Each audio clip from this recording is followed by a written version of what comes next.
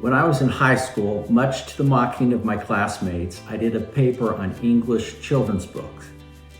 And this was one of the books I read, Through the Looking Glass. This was a vintage copy in the 1920s. And I read it and I fell in love with it. I fell in love with the witty dialogue. I loved the poem Jabberwocky. And so when I decided to collect books in earnest, this was one of the books I put on my wish list.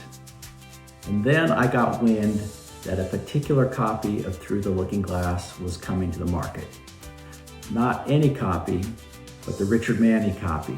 If you look at the original sale of the Richard Manny Library from Sotheby's in 1991, you review this and you see a book collector's fantasy of books.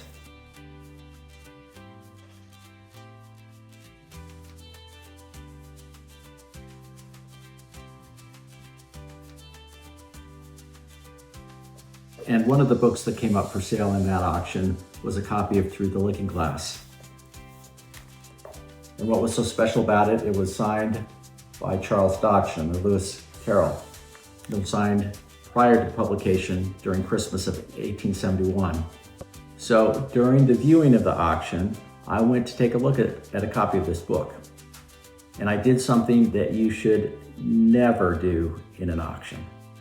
I decided that book was mine.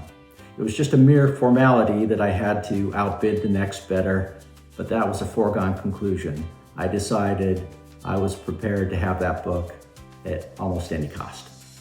The day of the auction came.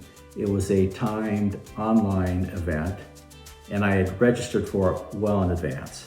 And I was careful. I didn't want to start raising the bidding early on, so I waited until about 10 minutes out. And I placed a bid. It was at that moment that the auction house decided it was the right time for me to update my credentials. And so it asked for me to furnish a passport or driver's license, which I attempted to do electronically. I was unable to do that. The auction came and it went. I was devastated. I went through all the 7 stages of grief right then, and I figured this opportunity to get perhaps the best copy in existence of Through the Looking Glass was gone. But several months later, as luck would have it, a listing popped up on a dealer website. So during a visit to London, I convinced my wife to go on a road trip with me to a small town in Oxfordshire. And there we went to the Jonkers bookshop. So I went in, I spoke to the owner of the store, Christian Jonkers, who, by the way, is one of the best UK booksellers there is. I looked at the copy. It was everything I remembered. I explained to Christian that, in fact, he had that book by mistake. It was really my book. We had a discussion. We came to a mutually satisfactory arrangement, and I became the owner of the book. And here it is. Everything about it is first class, from the cover, the condition of the cloth,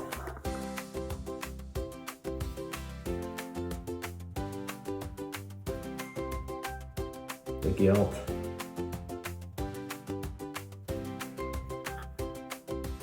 you see the Richard Manny bookplate.